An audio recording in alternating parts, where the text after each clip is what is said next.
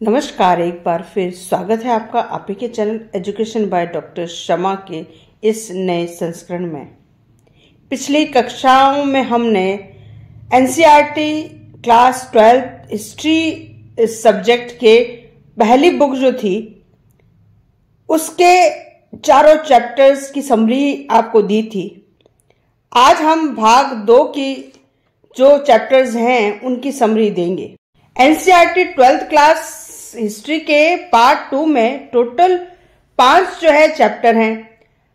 इसमें मिडाइवल को कवर करने का प्रयास किया गया। मध्यकालीन भारत के इतिहास के कुछ विषय शामिल किए गए हैं। सबसे पहला जो आपका चैप्टर है वो है यात्रियों के नजरिए।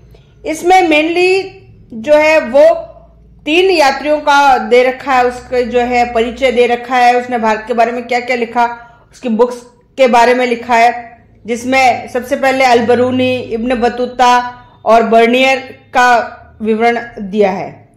उसके बाद भक्ति आंदोलन है आपका 6th चैप्टर, जिसमें इस्लामिक में जो है वो सूफीवाद और वैदिक धर्म में भक्ति आंदोलन का पूरा विवरण आपको दे रखा है। 7वें चैप्टर में आपके एक साम्राज्य की राजधानी है, चैप्टर का नाम विजयनगर साम्राज्य की खोज कब हुई, इसकी राजधानी हम्पी, मैकेंजी, उन सब के बारे में बताया गया है और क्या क्या जो है विजयनगर की विशेषता थी, कौन कौन से 5 जो है राजवंश हुए, उन्होंने क्या क्या कार्य किए, उनके शासक कौन कौन थे, उस सब का वर्णन मिलता है। इसका जो है नेक्स्ट 8वां चैप्टर है आपकी बुक के हिसाब से, तो उसमें किसान, जमींदार और राज्य विषय का उल्लेख मिलता है। 9th चैप्टर शासक और इतिवृत्ति है, जिसमें मुगल कालीन दरबारी जो लेखक थे उनके द्वारा 16वीं से 17वीं शताब्दी के मध्य मुगल दरबार में जो भी घटनाएं हुई, प्रशासन कैसा था, इन सब का उल्लेख विवरण मिलता है। तो आज हम इसी को डिस्कस करते हैं और भाग 2 के जितने 5 चैप्टर हैं उनके बारे में बताते हैं। महत्वपूर्ण कौन से जो है बोर्ड परीक्षा में प्रश्न आ सकते हैं संभावित, उसकी चर्चा करते हैं। तो आइए शुरू करें हम। पार्ट 2 का पहला ही चैप्टर है आपका यात्रियों के नजरिए।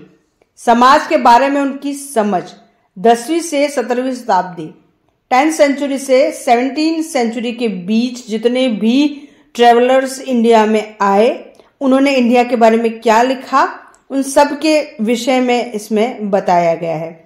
सबसे पहले वह अल-बरूनी के बारे में बताते हैं कि वो उज्बेकिस्तान के ख्वारिज़म से 973 में आया था। उसे डिफरेंट लैंग्वेज का ज्ञान था, सीरियाई, फारसी, हिब्रू, संस्कृत। 1117 में ख्वारिज़म पर आक्रमण हुआ तो वो महमूद गजनवी के साथ गजनी चला आया और बाद में उसने यहाँ पर आकर भारतीय धर्म, दर्शन, संस्कृति का ज्ञान प्राप्त किया। इसने इस संबंध में किताब लिखी जिसके बारे में पूछते हैं एमसीक्यूज में भी, किताबुल हिंद। इसमें किस किस का वर्णन था। इसके बाद जो है मोरक्को से आए इब्न बतूता की चर्चा की गई है कि 1333 में सिंध वो पहुंचा। मोहम्मद बिन तुगलक के शासन काल में भारत आया, उसे दिल्ली का उसने काजी नियुक्त किया। इसके बाद जो है वो उसने दिल्ली के बारे में काफी लिखा, दौलताबाद के बारे में लिखा, उसकी किताब का नाम रहला था। इससे संबंधित प्रश्न पूछे जाते हैं। फिर बात करते हैं बर्नियर की। ये फ्रांसीसी यात्री था, चिकित्सक भी था, उसे राजनीतिक दर्शन इतिहासकार भी माना जाता है। वो 12 वर्ष तक भारत में रहा और मुगल दरबार से उसकी काफी घनिष्ठ संबंध थे। उसने भारत के बारे में जो है वो तुलनात्मक लिखा। ट्रेवल ऑफ मुगल एम्पायर इनकी किताब का नाम था। तो इससे संबंधित जो है मेन प्रश्न सब पूछ लिए जाएंगे, जो आपके पीछे बुक में भी है, जैसा कि आप देख पा रहे होंगे। इस चैप्टर में हमें सिर्फ 3 क्वेश्चंस करने हैं। अल-बरूनी का परिचय, इब्न बतूता का परिचय और फ्रांसिस बर्नियर का परिचय। ये कर लेंगे तो आपका ये चैप्टर आराम से कवर हो जाएगा और आप जो है लॉन्ग क्वेश्चंस कीजिएगा ताकि एमसीक्यूज जो है ऑटोमेटिकली उसमें आ जाएगा। वैसे डेस्क वर्क दी रखी है, उसके क्वेश्चंस देखें आप, तो मेनली उसी से पेपर भी बनाते हैं, तो उसको अच्छी तरह से देख लीजिएगा।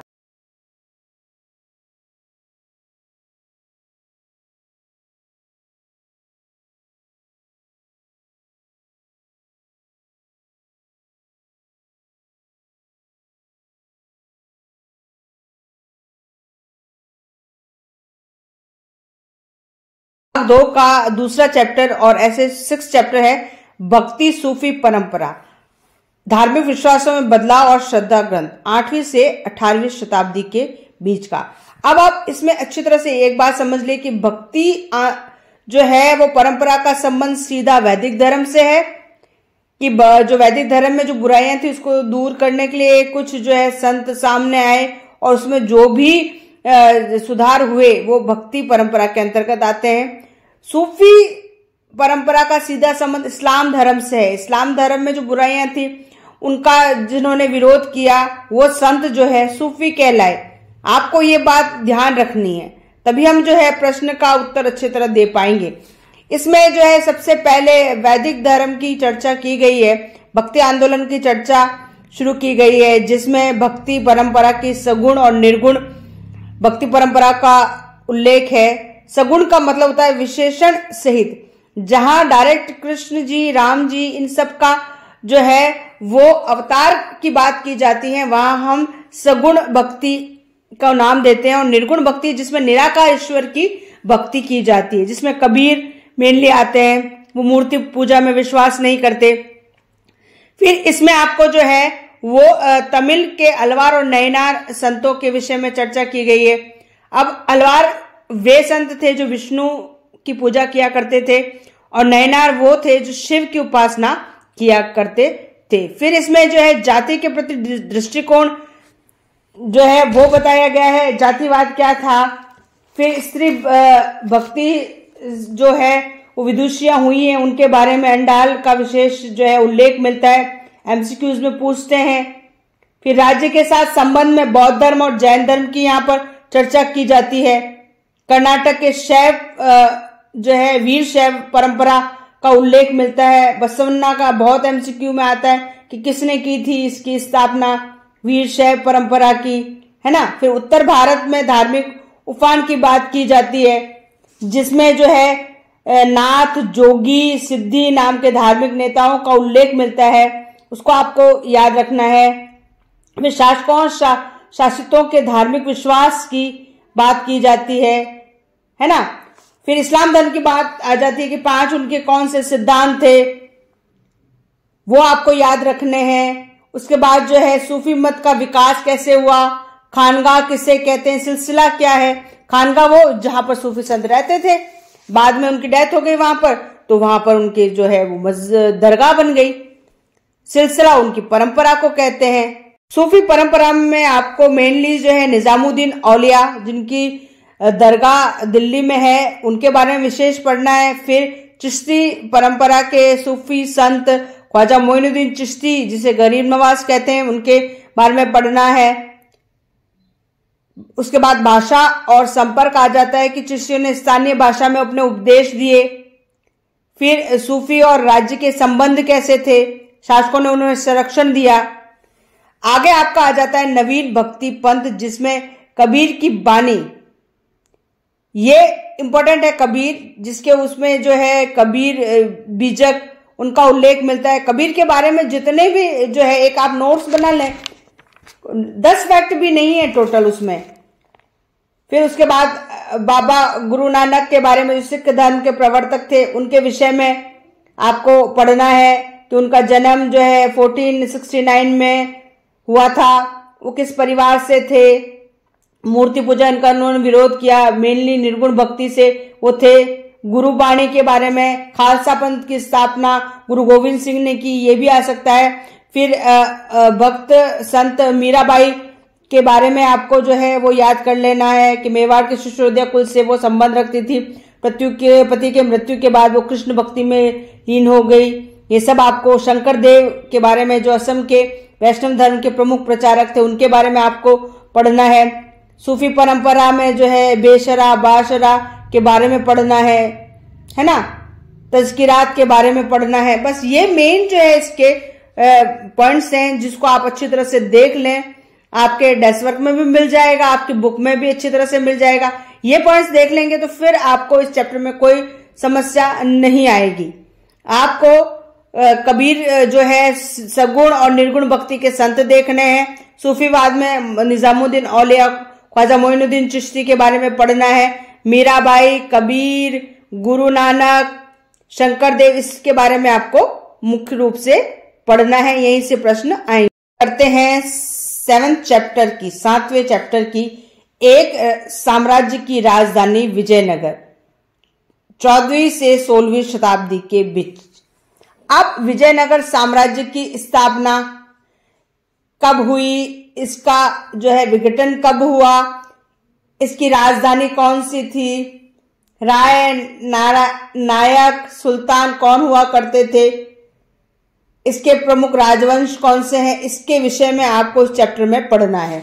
विजयनगर साम्राज्य की स्थापना 1333 में किसने की? हरियाणा बुक्का ने की। इसमें मेनली 5 राजवंश हुए हैं, संगम, सुलू, तुलुक और अरिविडू। ओके, अब यहां चैप्टर आपका शुरू होता है इसकी खोज से कि हम्पी जो उसकी राजधानी थी। वैसे एक बात बताएं, विजयनगर साम्राज्य दक्षिण में है, ये याद रखना हमेशा, और हम्पी उसकी राजधानी थी।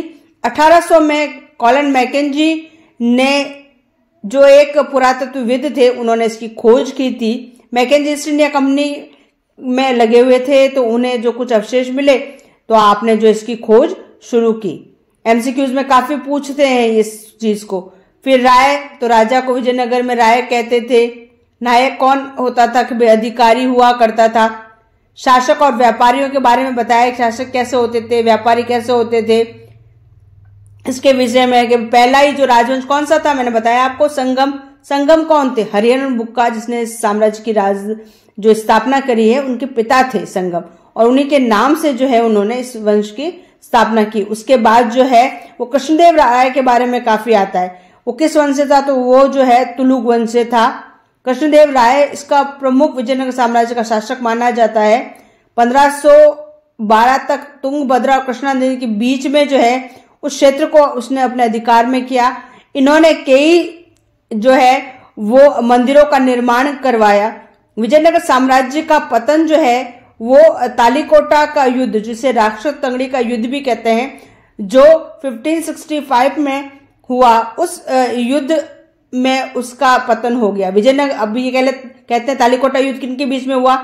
तो एक जो है वो विजयनगर था, और दूसरी जो थी वो गोलकुंडा, अहमदनगर और बीजापुर की संयुक्त सेना थी, जिसने उसको पराजित किया। उसके बाद अमरनायक प्रणाली, वेरी वेरी इंपॉर्टेंट।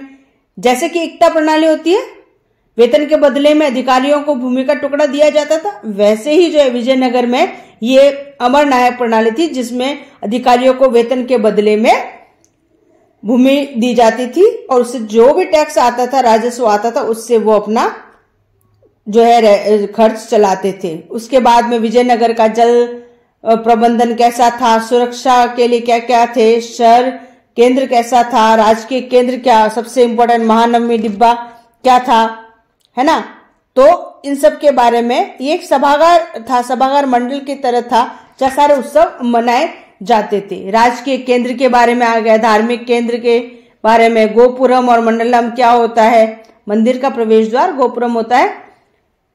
विठल मंदिर का निर्माण किसने करवाया, ये भी इंपॉर्टेंट आता है। कृष्णदेव राय के बारे में, स्थापत्य के बारे में मेनली इसमें पूछा गया है। तो आप विजयनगर का एक जो है एक पेपर पे समरी बना लें, आपका पूरा चैप्टर कवर हो जाएगा।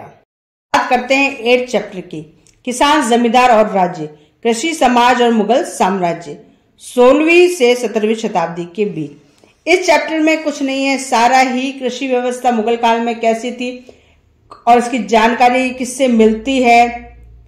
तो इसमें आपको महत्वपूर्ण चीज याद रखनी है, आईने अकबरी। ये जो है अकबरनामा का पार्ट है, और इसमें जो है इसके लेखक कौन है? अबुल फजल। इन्होंने जो है मुगल साम्राज्य के कृषि के व्यवस्था के प्रशासन के बारे में काफी इसमें लिखा है। ये जानकारी का मेन सोर्स है। इसमें आपको बताना है कि भाई कृषि उस समय कैसी होती थी, जुताई, बीज, कटाई, ये सब क्या व्यवस्थाएं थी, किसानों और उनकी जमीनों की क्या थी। तो मेनली जो है दो तरह के किसान होते थे, खुद काश्त और पाई काश्त। जो स्वयं की भूमि पर कृषि करते थे खुद काश्त, पाई काश्त जो दूसरों की भूमि पर कृषि किया करते थे। इसके अलावा सिंचाई के लिए कौन कौन से जो है वो व्यवस्थाएं थी, तो तालाब, कुएं, ये सब थी। और शाह नहर के विषय में आपसे पूछ सकते हैं, शाहजहां ने जिसका निर्माण करवाया था। टेक्निक सिंचाई की कौन कौन सी थी, फसलें जो है कौन कौन सी बोई जाती थी, मेनली दो फसलें थी, रबी और खरीफ की जो है फसलें। वर्ष में जो है मुख्यतः दो ही फसलें बोई जाती थी और कहीं कहीं तीन भी फसलें बोई जाती थी। इस चैप्टर में है कि खेती किसान, तो ग्रामीण समुदाय तीन पार्ट्स में डिवाइड था, खेतीहर किसान, पंचायत और ग्राम का मुखिया, जिसे मुकदम या मंडल कहते थे। फिर पंचायतें और उसके मुखिया कैसे निर्णय होता था वो सब बताया गया। फिर ग्रामीण दस्तकारी में क्या क्या, हैंडीक्राफ्ट क्या क्या होता था, भाई रंगरेज हुआ करते थे, कपड़े छापने वाले हुए थे, कुम्हार, लोहार, बढ़ाई, इन सब का उल्लेख मिलता है। गांव एक छोटे गणराज्य के रूप में थे, ये भी इसमें बताया गया है। फिर कृषि में महिलाओं की क्या भूमिका थी उसके विषय में भी इसमें चर्चा की गई, तो वो भी पढ़ लेना हमें। जंगल और कबीले कैसे हुआ करते थे, जंगलों में लोग घुसपैठ क्यों करते थे, शिकार का अभियान, इन सब के बारे में। संस्कृति, जमींदार के विषय में आपको पढ़ना, एक लंबा क्वेश्चन याद करना है। जमींदार कौन होते थे, जो जमीन के स्वामी होते थे, जो राजस्व एकत्र करने का काम मेनली किया करते थे।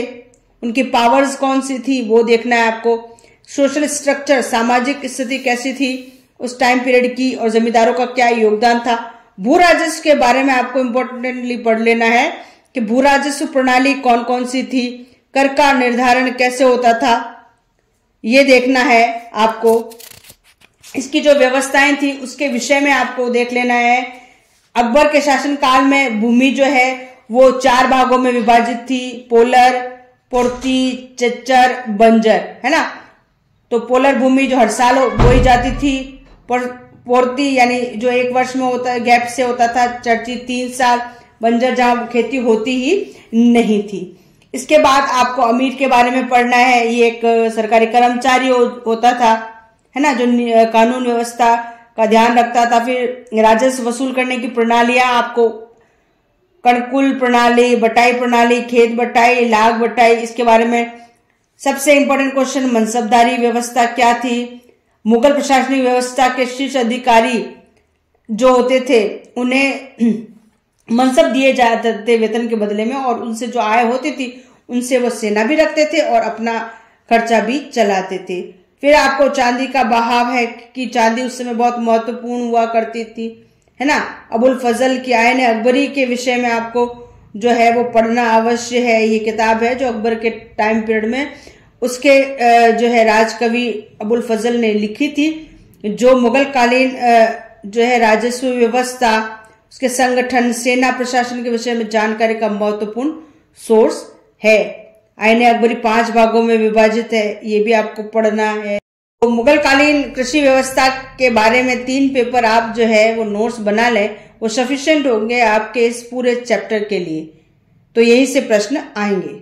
भाग 2 का अंतिम जो चैप्टर है वो है शासक और इतिवृत्त, मुगल दरबार 16वीं से 17वीं शताब्दी तक। अब पहले ही क्वेश्चन है इतिवृत्त क्या होता है। तो इतिवृत्त घटनाओं का अनवरत, रेगुलर, कालक्रमिक विवरण प्रस्तुत करता है कि रेगुलर जो है उस टाइम पीरियड में क्या क्या हुआ, वही इतिवृत्ति है। ये इतिवृत्ति मुगल राज्य की संस्थाओं के बारे में महत्वपूर्ण जानकारी देती है। इसका उद्देश्य उन नीतियों को स्पष्ट करना है जिन्हें मुगल शासक अपने क्षेत्र में लागू करता है। तो हमें मुगल शासक और उसका साम्राज्य विषय में पढ़ना है। मंगोल शब्द कहां से आया इसके विषय में पढ़ना है। अकबर और उसके उत्तराधिकारी कौन कौन थे उसके विषय में आपको थोड़ा सा नॉलेज रखना है। फिर बाद में वापस आ जाता है कि इतिवृत्ति की रचना कैसे कैसे हुई है। तो मेनली जो है इसमें जो औरंगजेब के विषय में लिखा गया वो था कौन सा जो है इतिवृत्ति था। जैसे अकबर के बारे में अकबरनामा, शाहजहां के बारे में शाहजहां नामा, औरंगजेब के बारे में और जो है आलमगीर नामा, क्योंकि उनका दूसरा नाम आलमगीर था तो उसी नाम से आलमगीर नामा जो है वो इतिवृत्त लिखा गया है ना। तुर्की से फारसी की ओर कैसे जाना हुआ, आप जानते होंगे फारसी उस टाइम पीरियड में राजकीय भाषा थी है ना। उसका रामायण और महाभारत का भी जो है अनुवाद फारसी भाषा में किया गया है रज़्मनामा के नाम से। फिर आता है कि पांडुलिपि क्या होती है। वैसे तो साधारण शब्दों में कहें तो जो हाथ से लिखी जाती है उसे क्या कहते हैं, पांडुलिपि कही जाती है। उस टाइम पीरियड में मेनली जो है जहांगीर के टाइम में चित्र बहुत ही अच्छे बनाए गए थे ना, तो रंगीन चित्र एक आपका टाइटल है उससे भी आ रखा है। अब्दुल समद उस समय मेन जो है चित्रकार हुआ करते थे। अकबरनामा और बादशाहनामा के विषय में आपको जो है इसमें कि अकबरनामा किसने, कि अबुल फजल ने लिखी थी, बादशाहनामा के अबुल हमीद लाहौरी ने लिखी थी। तो बुक्स किसने लिखी, राइटर कौन था, इस विषय में आपको सवाल पूछ सकते हैं। फिर प्रश्न पूछ सकते हैं सुलह कुल की नीति से ये क्या है, तो ये पूर्ण शांति स्थापित करने की एक व्यवस्था रही अकबर के शासन काल में। इसके अलावा ये पूछ सकते अकबर ने 1563 में तीर्थ यात्रा कर और 1564 में जजिया कर को समाप्त किया। जजिया क्या होता है, जो गैर मुस्लिम से टैक्स लिया जाता है उसे जजिया कहते हैं। उसके बाद जो है वो राजधानी और दरबार, तो 1570 में जो फतेहपुर सीकरी में दरबार लगाया गया था उसके बारे में इस प्रश्न पूछे जा सकते हैं। फिर दरबार के जो शिष्टाचार क्या होते हैं, शाही नौकरशाही क्या है, जात सवार क्या है। तो जात जो है वो पद का द्योतक होता था और सवार कितने घुड़सवार रखेगा एक जो है अधिकारी, उसके विषय में है। तो इसके आगे जो है वो आपके इस चैप्टर में मुगल दरबार में जो जेसुइट धर्म प्रचारक आए थे, ईसाई धर्म के प्रचारक, उसके विषय में है कि फतेहपुर सीकरी में 1580 में जो है एक जेसुइट ईसाई धर्म प्रचारक दल आया था जिसमें अकबर ने उसे जो है वहां पर मान सम्मान दिया था है ना। फिर इबादत खाना क्या है, तो उसके बारे में 1575 में अकबर ने फतेहपुर सीकरी में इबादत खाने के निर्माण करवाया, जहां पर उसने विद्वान मुस्लिम हो चाहे हिंदू जैन पारसी ईसाइयों के धार्मिक सिद्धांतों पर चर्चा की जाती थी। इन चैप्टर में यही मुख्य विषय है जिससे प्रश्न पूछे जा सकते हैं। तो इस प्रकार देखा कि पांचों चैप्टर में यदि हम 2-2, 3-3 पेपर्स के फैक्ट्स तैयार कर लें तो हमारा सेकंड पार्ट बहुत अच्छा हो जाएगा और ज्यादा प्रश्न नहीं है। तो आप इस तरह से तैयारी करें तो ये आपके लिए काफी बेनिफिशियल रहेगा। आशा है आपको ये वीडियो अच्छा लगा होगा। अच्छा लगे तो लाइक करें, अपने मित्रों के साथ शेयर करें और चैनल को सब्सक्राइब नहीं किया है तो चैनल को सब्सक्राइब करें। फिर मिलते हैं अच्छी सी क्लास के साथ, तब तक के लिए इजाजत दीजिए। डॉक्टर शमा को शुक्रिया, धन्यवाद।